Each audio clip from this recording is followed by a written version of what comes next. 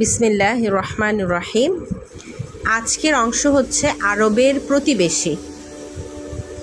যদিও তৎকালীন অন্যান্য সভ্যতা থেকে অনেক দূরে মরুভূমির গভীরে আরবদের বসবাস, তারপরও আরবরা কিন্তু কখনো তাদের প্রতিবেশী দেশ বা জাতিগুলোর থেকে খুব একটা বিচ্ছিন্ন ছিল না। খ্রিস্টপূর্ব সময় থেকে আরব উপদ্বীপের উত্তর দিকের সীমান্ত ঘেঁষে রোমানরা শক্তিশালী অবস্থায় ছিল। সিরিয়া এলাকায় অনেকগুলো ইহুদি বিদ্রোহকে শক্ত হাতে দমন করার পর গোটা অঞ্চলে রোমানদের আধিপত্য প্রতিষ্ঠিত হয়। তাই বেদুইন আরবরাও জানত উত্তরের দিকে খুব অর্থশালী একটি জাতি আছে যাদের সাথে ব্যবসা করা যায়।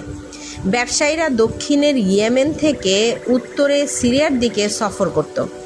ইতালি ও ভারতবর্ষের মতো দূরের দেশ থেকেও আরবে পণ্য আদান প্রদান হতো, আর রোমানরা তাদের নিয়ন্ত্রণাধীন উর্বর জমি নিয়েই ছিল বেশ সন্তুষ্ট। তাই তারা এই ব্যবসায়ীদের চলাচলে বা ব্যবসায় কোনো প্রতিবন্ধকতা সৃষ্টি করত না। আরবের উত্তর পূর্বে ছিল ইরানীয় মালভূমি।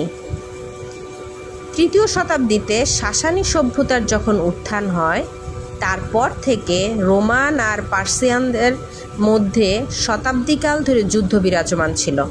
আরবদের উপরও এই যুদ্ধের ব্যাপক প্রভাব পড়ে, কারণ দুই প্রভাবশালী প্রতিবেশী সবসময়ই নিজেদের শক্তি বৃদ্ধির জন্য আরবদের গোত্রগুলোকে, বিশেষ করে যারা খ্রিস্ট ধর্ম গ্রহণ করত, তাদেরকে নিজেদের পক্ষে নেওয়ার চেষ্টা করত। বড় দুই পরাশক্তির মধ্যকার এই সংঘাতকে কাজে লাগিয়ে দুটি ছোট আরব গোত্রীয় জোট ক্লায়েন্ট স্টেটের ভূমিকা পালন করত।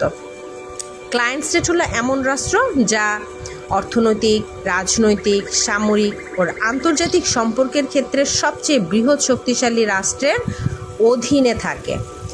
গাসসান নামক ক্লায়েন্ট স্টেটটি গঠিত হয় বর্তমান জর্ডান, সিরিয়া ও ফিলিস্তিনকে নিয়ে। তারা রোমানদের আজ্ঞাভাজন হয়ে কাজ করত। এটা ছিল একটা গ্রুপ।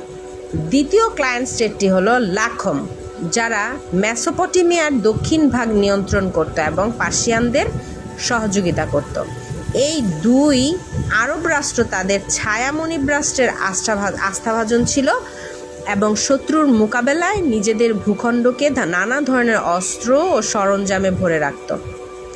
সপ্তম শতাব্দীর শুরুতে এসে পার্সিয়ান ও রোমান দুই পক্ষই যেন শতাব্দীকাল ধরে চলে আসা যুদ্ধ বিগ্রহের সংকটে ক্লান্ত হয়ে পড়ে।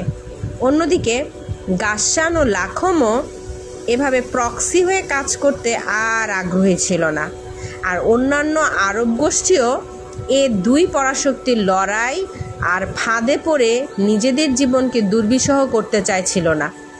তারা বরং দুই বড় রাজ্যের সাথে যুদ্ধ বা সংঘাতের পথ পরিহার করে ব্যবসা বাড়িয়ে অর্থনৈতিকভাবে ফায়দা হাসিল করতেই বেশি আগ্রহী ছিল। আরবের দক্ষিণে ছিল শক্তিশালী আকসুম রাজ্য, যা তখন আবিসিনিয়া এবং বর্তমানে ইথিওপিয়া নামে পরিচিত। আবিসিনিয়ার পার্বত্য অঞ্চলের উপরস্থ এই রাজ্যটি বিভিন্ন আফ্রিকান জাতিগোষ্ঠীর বাণিজ্য এবং ভারত মহাসাগরে যাওয়ার পথ হিসেবে ব্যবহৃত হতো। বাণিজ্য এলাকার একেবারে কেন্দ্রস্থলের অবস্থান করায় আকসুম রাজ্যের ব্যাপারে আরব বণিকরা বরাবরই আগ্রহী ছিল। রোমের মতো আকসুমও ছিল খ্রিস্টান রাজ্য। ইয়েমেনের ভেতর দিয়ে বাণিজ্য যাত্রার পথগুলো যাওয়ার কারণে পারস্য এবং আকসুম উভয়ই এ পথের যাত্রীদের নানাভাবে হয়রানি করত। সপ্তম শতাব্দীর প্রারম্ভিকায় এসে যখন বিশ্বায়নের একটা বাতাস আরবে লাগে, তখন আরবরা আস্তে আস্তে আরব উপদ্বীপের বাইরের বিভিন্ন রাজ্যের ঘটনাবলী জানতে শুরু করে এবং সেগুলোর ব্যাপারে আগ্রহী হয়ে ওঠে। যেহেতু আরব তখন আকসুম, পারস্য আর রোমান সাম্রাজ্যের মাঝখানে, তাই তাদের বিশ্ব রাজনীতি, আন্তর্জাতিক সম্পর্কের কৌশল এবং প্রতিপক্ষের চালবাজি সম্পর্কে সচেতন না হয়ে কোনো উপায়ও ছিল না। তবে ভৌগোলিকভাবে এতটা স্পর্শকাতর স্থানে অবস্থান করার পরও আরবরা তাদের চারপাশের বিশাল বিস্তীর্ণ মরুভূমির কারণে ছিল অনেকটাই নিরাপদ।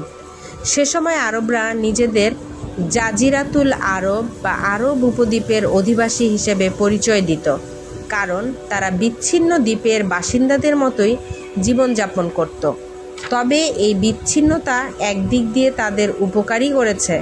আরবের শুষ্ক পরিবেশ আর প্রতিকূল আবহাওয়ার কারণে আশেপাশের পরাশক্তিরা আরবে কখনো আগ্রাসন চালানোর বা দখলদারিত্ব প্রতিষ্ঠা করার সাহস পায়নি।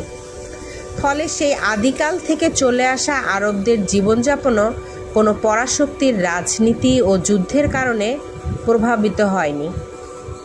এই ধরনের সুরক্ষিত পরিবেশে সপ্তম শতাব্দীর শুরুর দিকে এমন একটি আন্দোলন সূচনা হয় যা প্রাথমিকভাবে আশেপাশের সাম্রাজ্যগুলোকে এবং পরবর্তী সময়ে গোটা পৃথিবীকেই নাড়িয়ে দেয়। এ আন্দোলন আরবদের ভাগ্যের স্থায়ী পরিবর্তন করে দেয়। আরবরা তাদের ছন্নছাড়া আর যাযাবর জীবনযাপন থেকে এমন একটি জীবনযাপনে অভ্যস্ত হয়ে ওঠার সুযোগ পায় যেখানে তারা নিজেরাই নিজেদের ভাগ্যকে গড়ে নিতে পারে।